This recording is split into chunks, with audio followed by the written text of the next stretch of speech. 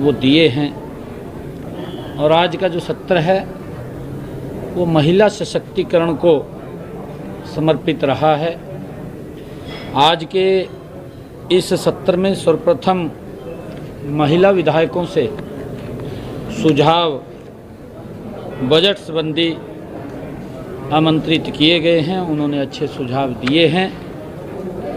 आज के सत्र में सभी विधायकों ने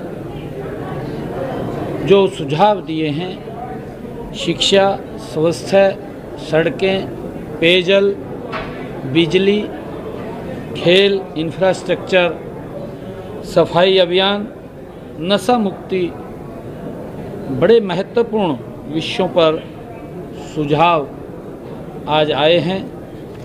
आगामी बजट में प्रमुख सुझावों को शामिल कर प्रदेश का 3 गुना गति से विकास सुनिश्चित किया जाएगा।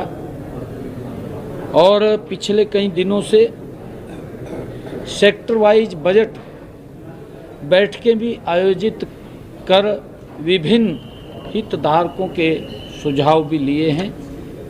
सर्वप्रथम हमने 2 जनवरी को गुरुग्राम में इंडस्ट्री एसोसिएशन और चार्टर्ड अकाउंटेंट के साथ बैठक कर उनके सुझाव आमंत्रित किए थे। हिसार में हमने कृषि वैज्ञानिकों, एफपीओज और हमारे प्राकृतिक खेती करने वाले किसान, प्रगतिशील किसान और हमारे जो हॉर्टिकल्चर के किसान हैं, ऐसे सब किसानों को हमने आमंत्रित किया था और उनके बड़े महत्वपूर्ण सुझाव हमें मिले थे।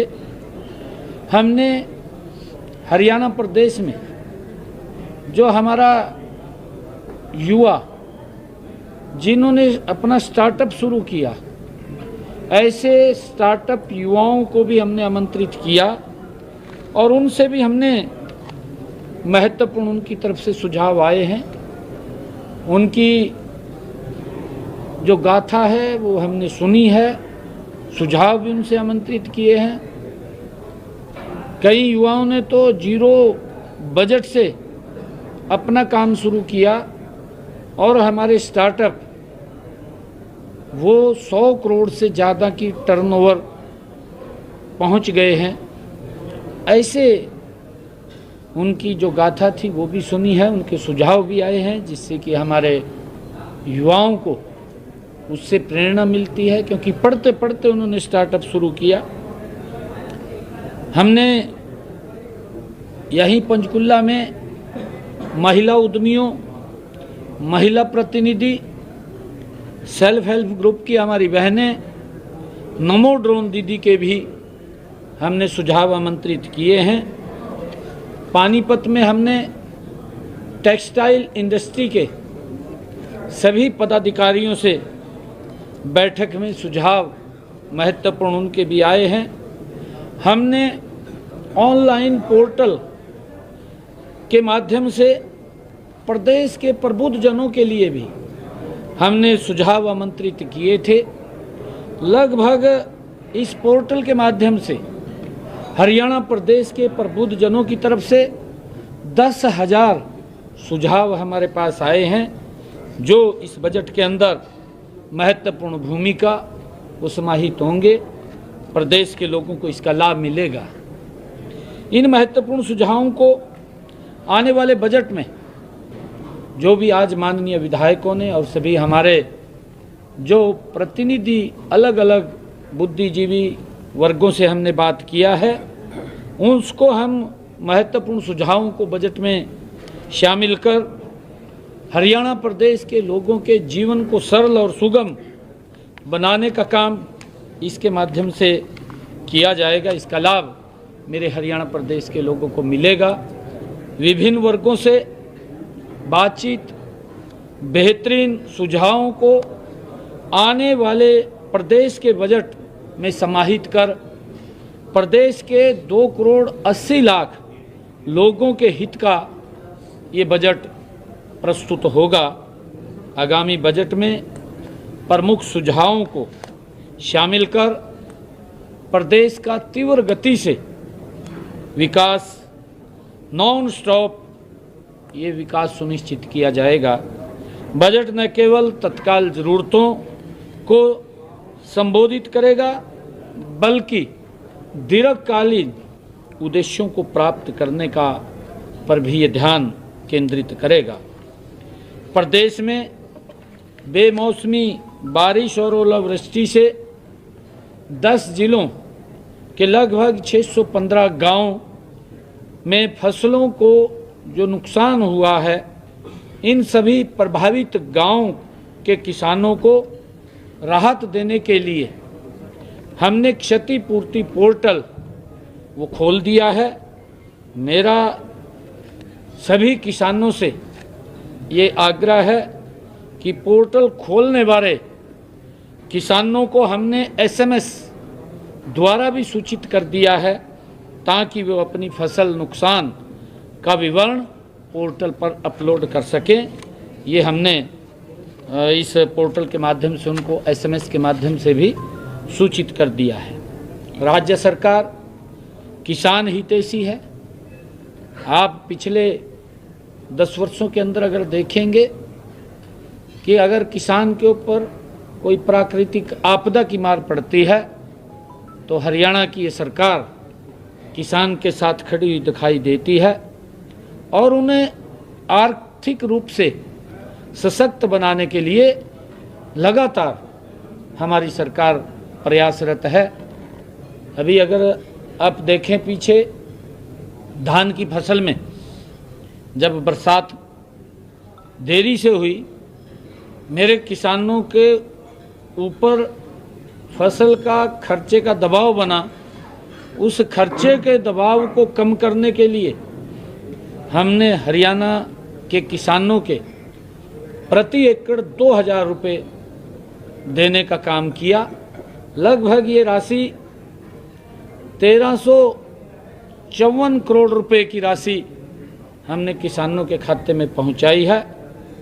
और लगातार आदरणीय प्रधानमंत्री जी नरेंद्र मोदी जी जो देश के किसानों, प्रदेश के किसानों को प्रधानमंत्री किसान सम्मान निधि लगातार पहुंचाते रहते हैं। अभी पिछले दिनों आदरणीय प्रधानमंत्री जी ने बिहार के बागल स्थान से देश के किसानों के खाते में 18वीं किस्त प्रधानमंत्री किसान सम्मान निधि की डालने का काम किया है और जिससे कि लगातार हमारा किसान सशक्त और मजबूत, क्योंकि ये राशि जो प्रधानमंत्री किसान सम्मान निधि है, हमारे ऐसे सीमांत किसान जो छोटे किसान हैं उनको अपने खेत में बीज डालना है, अपने खेत में खाद डालनी है, दवाई डालनी है, तो उनको हेल्प करने का काम, एक बड़ा संबल देने का काम प्रधानमंत्री किसान सम्मान निधि से सरकार कर रही है।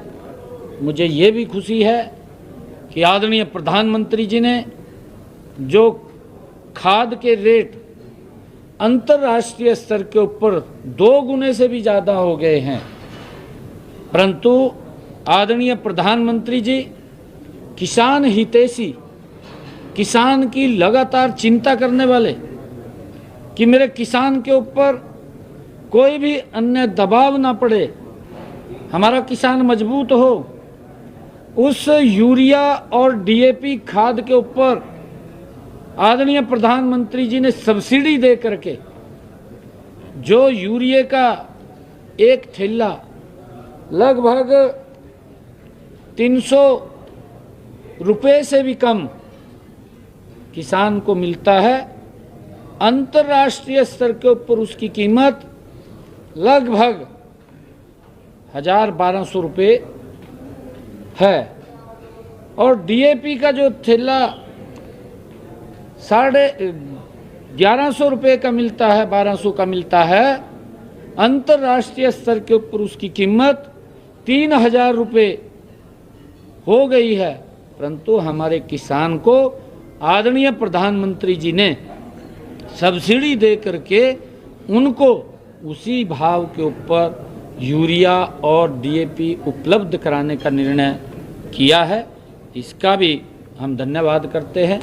इस प्री बजट जो हमारा परामर्श आज हुआ है, इसके अंदर आज माननीय विधायकों ने, सभी हमारे दलों के विधायक आज एकत्र आकर के उन्होंने अपने अपने महत्वपूर्ण सुझाव दिए हैं। और कल भी 10 बजे से जो विधायक छूट गए हैं वो भी कल इसमें सुझाव उनके आमंत्रित हैं।